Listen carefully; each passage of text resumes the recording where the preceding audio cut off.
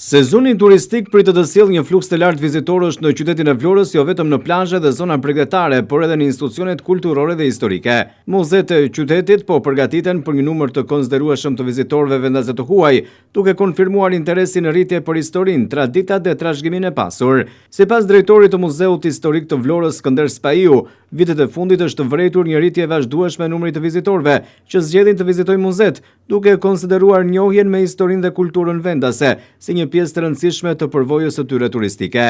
Një nga pikat më të rrëqëse për vizitorët mbetet Muzeu Historik, ku pasqyrohen periudha të ndryshme të historisë shqiptare dhe të Vlorës në veçantë.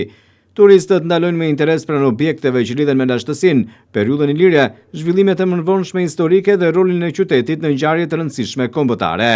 Këto ekspozita u japin turistëve mundësinë të njihen më nga afër me identitetin kulturor të zonës dhe të kuptojnë më mirë lidhjen e komunitetit me historinë dhe trashëgiminë e tij. Kemi një numër konsiderueshëm vizitorësh, muzeet janë në shërbim të shoqërisë, janë në shërbim të vizitorëve, janë të hapur në çdo kohë, i shërbejnë gjithkujt dhe prezantojnë të gjitha ato vlera të etnokulturës apo trashëgimisë tonë arkeologjike dhe historike. Shikoni një rritje Po ne po e shikojmë rritjen në këtë ditë, jo vetëm gjatë çeljes sezonit turistik, por dhe më herët, është rritur numri i vizitorëve, kryesisht të nordikëve në Evropë, të vendeve të Amerikës Jugore, por dhe aziatik kemi patur numër të konsiderueshëm vizitorësh. Për çfarë intereson?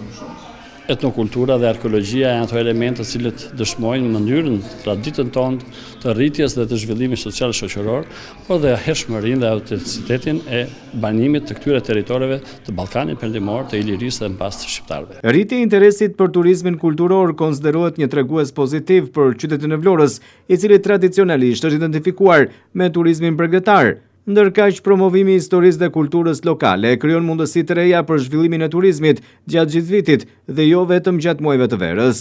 Institucionet kulturore të qytetit po punojnë për të ofruar shërbime më cilësore për vizitorët, ndërsa synimi mbetet që çdo turisti që viziton Vlorën, përveç bukurive, t'u tregohet edhe historia, tradita dhe kultura, thot drejtuesi Muzeut Historisë në Vlorë.